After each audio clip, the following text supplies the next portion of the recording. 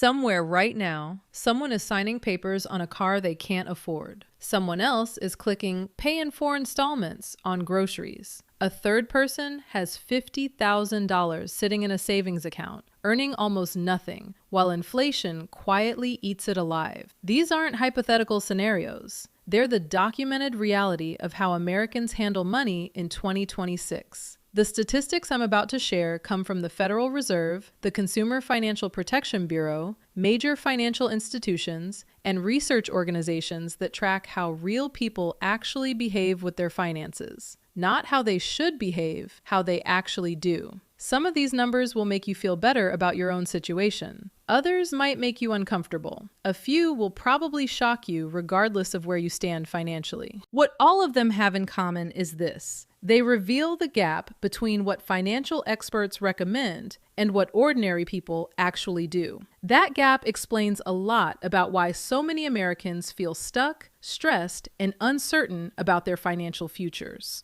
These are the 10 money statistics you need to know in 2026. The first statistic involves something sitting in almost every American driveway. According to Edmunds Q4 2025 data, 29.3% of car trade-ins toward new vehicle purchases are now underwater. That's the highest percentage since early 2021, when pandemic disruptions peaked. Being underwater means you owe more on your car loan than the vehicle is actually worth. When you go to trade in that car, you don't get money back, you owe money. And that debt has to go somewhere. The average amount of negative equity hit an all-time record of $7,214 in late 2025. More than 1/4 of underwater trade-ins carried $10,000 or more in negative equity. Nearly 1 in 10 people showed up at dealerships already $15,000 or more in the hole before even picking out their next vehicle. The mechanics of how this happens are straightforward. Someone buys a car during the pandemic era when prices were inflated and inventory was scarce. They finance it for 72 or 84 months to keep payments manageable. Depreciation catches up, the market normalizes. Now they owe more than the car is worth. The trap compounds itself in a devastating way. Buyers who rolled negative equity into new loans paid an average of $916 monthly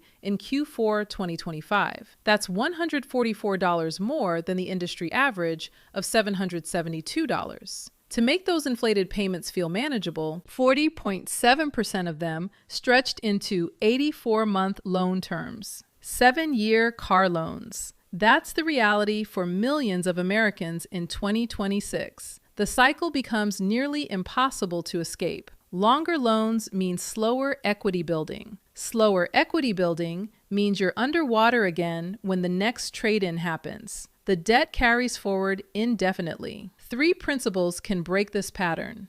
Buy used vehicles where the steepest depreciation has already occurred. Put at least 20% down to create immediate equity. Keep loan terms under 48 months, even if the monthly payment feels uncomfortable. The discomfort of a higher monthly payment for 4 years is nothing compared to 7 years of debt that follows you from one vehicle to the next. The second statistic reveals how Americans are financing their daily lives. Buy now, pay later services exploded during the pandemic. They've now become something else entirely. According to LendingTree's February 2026 tracker, 41% of BNPL users paid late on at least one loan in the past year. That's up from 34% just 12 months earlier. A 7-point jump in late payments in a single year signals something structural shifting in household budgets. The most alarming detail isn't the late payment rate itself, it's what people are financing. 25% of BNPL users now report using these services to buy groceries. That's nearly double the 14% rate from a year ago. When people are splitting their food purchases into 4 installments, the math isn't working. Gen Z leads in grocery financing, with 33% using BNPL at the supermarket. The same generation holds the highest rate of having multiple simultaneous BNPL loans at 71%. The psychology behind BNPL adoption explains its growth. The purchase doesn't feel like spending because the full amount isn't leaving your account immediately. The pain of paying gets distributed across weeks rather than concentrated in one moment. This psychological trick has consequences. According to Motley Fool's 2025 research, 59% of BNPL users have financed purchases they couldn't otherwise afford. 26% report regretting their BNPL use once the full cost became clear. Meanwhile, 62% of users incorrectly believe that making on-time BNPL payments helps their credit score. Most services don't report positive payment history to credit bureaus. They only report when accounts go to collections. People are making financial trade-offs based on assumptions that aren't true. The third statistic reveals money sitting idle across America. The national average savings account interest rate is 0.39% as of early 2026. Meanwhile, high-yield savings accounts at online banks routinely offer 4% or higher. That's a tenfold difference for the exact same behavior of keeping money in a savings account. On a $10,000 balance, the difference is $39 versus $400 annually. On $50,000, it's $195 versus $2,000. The money requires no additional work, no additional risk, no change in behavior beyond opening a different account. Yet research consistently shows that most Americans keep their savings at traditional banks, earning almost nothing. The default is inertia. Whatever account was easiest to open becomes the permanent home for cash that could be working harder. The Federal Reserve cut rates 3 times in late 2025, bringing the target range to 3.50 to 3.75%. High-yield rates have softened slightly as a result. They remain dramatically higher than what most Americans actually earn on their savings. The practical application is straightforward. Emergency funds, savings goals, and any cash sitting around should be earning competitive yields. Opening a high-yield account takes minutes. The transfer takes days. The additional earnings compound for years. Every month that passes with savings earning 0.39% instead of 4%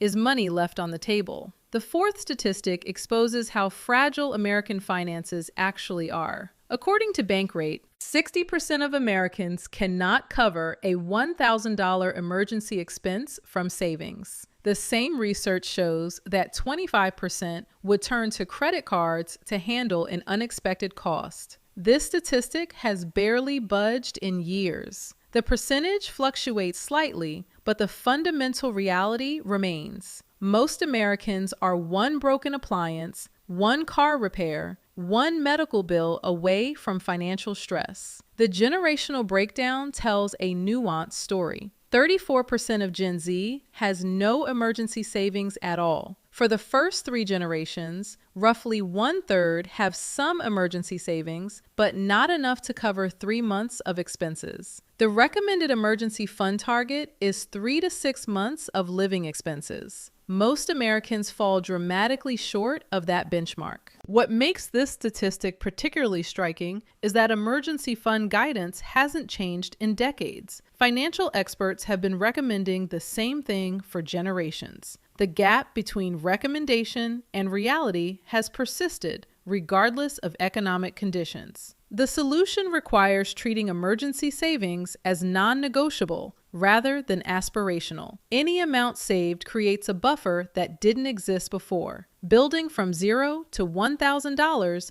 changes your relationship with unexpected expenses more than any percentage increase above that threshold. The fifth statistic provides context for where Americans actually stand. According to Bankrate data, the median bank account balance in the United States is approximately $8,000. That's the middle point, meaning half of all Americans have less than this amount accessible in their bank accounts. The breakdown by age follows predictable patterns. Older Americans generally have more savings than younger Americans. This reflects both longer accumulation periods and higher earning years. What's more revealing is the breakdown by income. Someone earning $153,000 or more has a median bank balance of $33,800. Someone earning $35,000 to $50,000 has a median balance closer to $3,000. Income drives savings more than any other factor. This creates an important perspective shift. Comparing yourself to the overall median doesn't account for where you stand relative to people earning similar incomes.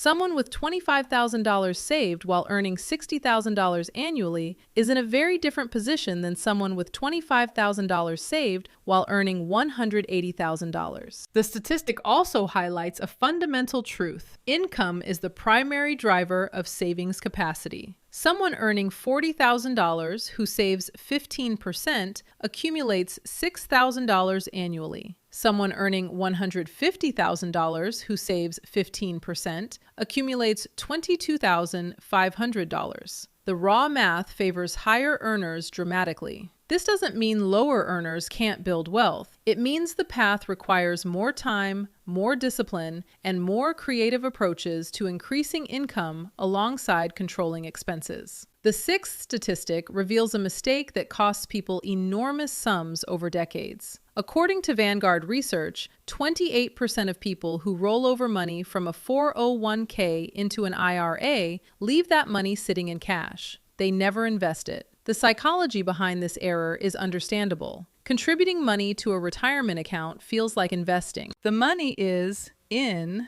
the IRA. The rollover completed successfully. The natural assumption is that everything is working as intended. But an IRA is just a container. The money inside that container can sit in cash, earning almost nothing, or it can be invested in funds that participate in market growth over time. According to a CNBC report, 68% of people don't even realize how their assets are invested. The financial institution receiving the rollover doesn't automatically invest the savings. The account owner must make an active decision. Someone who rolled over $100,000 in 2020 and left it in cash would have approximately $100,000 today, perhaps slightly more with minimal interest. Someone who invested that same $100,000 in a broad market index fund would have substantially more, depending on timing. Multiply this mistake across millions of rollovers, and you're looking at billions of dollars in lost retirement wealth nationwide. The fix takes 5 minutes. Log into your IRA, check what the money is actually invested in. If it says money market or cash or settlement fund, decide what you want to own instead. Target date funds, total market index funds, or other diversified options all work better than cash for long-term retirement savings. The seventh statistic provides crucial perspective for anyone investing in the stock market. Historically, the market doubles approximately every 10 years. This isn't a guarantee. Some decades deliver more, others deliver less. But the long-term average annual return of 8 to 10% compounds to roughly a doubling each decade. What most investors struggle with is the volatility along the way. According to Financial Samurai analysis, 38% of years since 1930 have seen the S&P 500 fall 10 to 20% at some point during the year. Another 16% of years saw falls exceeding 20%. Corrections and significant downturns are normal, not exceptional. Accepting this volatility is the price of admission for long-term returns. The cost of avoiding volatility is staggering. Miss just 10 of the best days in the market over the past 30 years, and you erase approximately 54% of your potential gains. Miss 20 days, and you lose 73%. Miss 30 days, and 83% of your gains disappear. The best days often occur during the most volatile periods. Selling during crashes and waiting for, quote, stability before reinvesting means missing the rebounds that create the majority of long-term returns. Patient investors who stay invested through uncomfortable periods capture returns that nervous investors miss. The market doesn't reward perfect timing. It rewards time in the market. The eighth statistic documents a generational shift in home ownership. According to the National Association of Realtors 2025 data, the median age of first-time homebuyers reached 40 years old. The share of first-time buyers dropped to 21% of all purchases, a record low. These numbers sparked intense debate. Other researchers using different data sources, including the American Enterprise Institute analyzing Federal Reserve data, found the median first-time buyer age closer to 33 or 34. The methodological difference matters, but the underlying reality doesn't change. Housing affordability has deteriorated significantly. Whether the typical first-time buyer is 33 or 40, the trajectory is the same. That age has increased substantially from the late 1990s and early 2000s. The share of first-time buyers in the market has contracted dramatically since before the 2008 financial crisis. Median home prices have outpaced median incomes for decades. Mortgage rates, though lower than their 2023 peaks, remain elevated compared to the ultra-low rates of 2020 and 2021. The income required to afford a median-priced home now exceeds $140,000 annually in many analyses. Young Americans who expected to buy homes on similar timelines to their parents are discovering that the math no longer works the same way. The practical implications involve either earning more, saving more, relocating to more affordable markets, or accepting longer timelines to homeownership. The traditional path still exists, but the requirements have intensified. The ninth statistic defines what it takes to reach the top 10%. According to Federal Reserve data, the net worth required to enter the top 10% of American households is approximately $1.06 million as of 2025, adjusted for inflation from earlier survey data. Reaching seven-figure net worth sounds extraordinary. In context, it's more achievable than many people realize. Ramsey Solutions' study of over 10,000 millionaires found that 79% did not receive any inheritance. Only 3% received an inheritance of $1 million or more. Most millionaires came from middle-class or lower-income backgrounds. The top 5 careers for millionaires were engineers, accountants, teachers, managers, and attorneys, not hedge fund managers, not tech founders. Teachers made the list. Here's the statistic that challenges assumptions. Only 31% of millionaires in the study averaged $100,000 or more annually over their careers. 1/3 never earned 6 figures in any single working year. They reached millionaire status through consistency, not extraordinary income. 8 out of 10 invested in their company's 401k. 3 out of 4 also invested outside company plans. 75% cited regular, consistent investing over long periods as the primary driver of their wealth. The average millionaire worked, saved, and invested for 28 years before crossing the $1 million threshold. Many didn't reach it until around age 49. The path exists. It's longer and more gradual than viral success stories suggest,